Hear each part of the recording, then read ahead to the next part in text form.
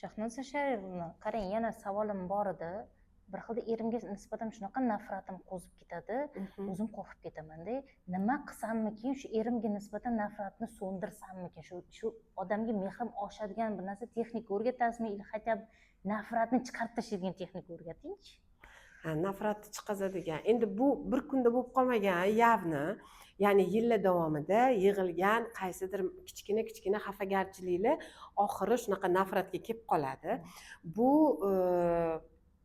buni ham uzoq tushuntirishim mumkin, lekin sizga hozir birinchi sizga yordam beradigan keling, texnika o'rgataman.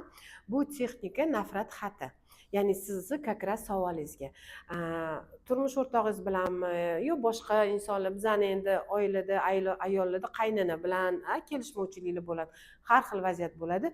Shunaqada sizlarga nafrat xati yordam beradi.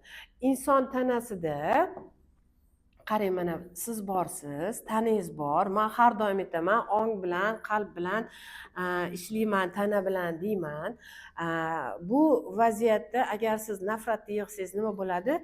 Qalb qorayib, og'irlashib, har xil kasalliklarni tana darajasida chiqazib olish bo'ladi, chiqazib olinadi. Sizga nafrat xati nimada yordam beradi? Shu qalbni tozalashga va qalbingizni nima deydi, generalniy уборка bir qilib turishingizga yordam beradi. Bu generalniy уборка qanaqa bo'ladi? Sizga nima kerak? Qog'oz, yana oq qog'oz va ruchka. 2-3tami, 3-4tami, farqi yo'q. Qancha qizg'anmasangiz shuncha yaxshi. Nimada qizg'anmaysiz? Ya'ni ichingizdagi nafratni chiqazishda. Qanaqa qilib yozish kerak desangiz, misol uchun sizda nafrat turmush o'rtog'ingizga yoki qaynonangizga yoki yana amma xolangizga deylik, farqi yo'q. Ismlarini yozdingizda, ketdi, keyin ichingizdan o'zi quyilib keladi. Nafratdagi odam o'zi juda ichida gaplari boy bo'ladi. O'shalarni yozasiz. Faqat buni yozayotganda nima? Siz uni yaxshi yomonga bo'lmasdan yozasiz. Bashariy qursin degingiz kelayotgan bo'lsa, o'shani yozasiz. Ya'ni sizda turmasin, tanangizga yuqmasin, qog'oz chidaydi qizlar. O'shaning uchun bu faqat sizga emas, bu butun hamma qizlarga tegishli, ayollarga. Ya'ni sizni ichingiz qoralangandan ko'ra qog'ozga chiqazingda o'sha qorani keyin yertib tashlang. Bu yerda yaxshi yomonga bo'lmasdan yoki a'lochi qiz, yaxshi qiz pozitsiyasidan yozmaysiz. Bu yerda именно o'sha nafratingizni boricha chiqazasiz. Boricha chiqazganingizda har xil so'zlar chiqadi. Bilmadim, men hozir qanaqa so'z aytsam bo'ladi, primer qilib. Kut ekansan, bo'q ekansan degan. Bo'ladi. Voy, mazza qilib yozing. Shunaqa ekansan, shunaqa ekansan. Albatta yozing. Hozir esa negativlar bo'lsa kerak, конечно.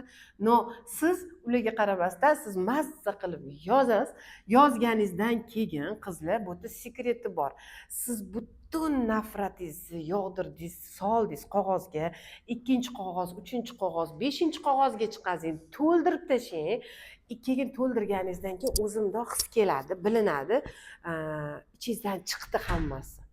Ichingizdan chiqqandan keyin siz o'zingizga agar bo'shanganligingizni, yumshaganingizni, hammasi chiqib ketganini his qilsangiz, yig'lab yozinglar qizlar, qizg'anmanglar o'zinglarda. Mazza qilib yig'lab, baqirib, ovoz chiqazib, basharing qursinmi, nima desangiz deyiladi, yozib chiqazasizlar-da. Keyin chiqazganinglardan keyin bo'shanganinglarni bilganingizda keyin savol berasizlar o'zingizlarga.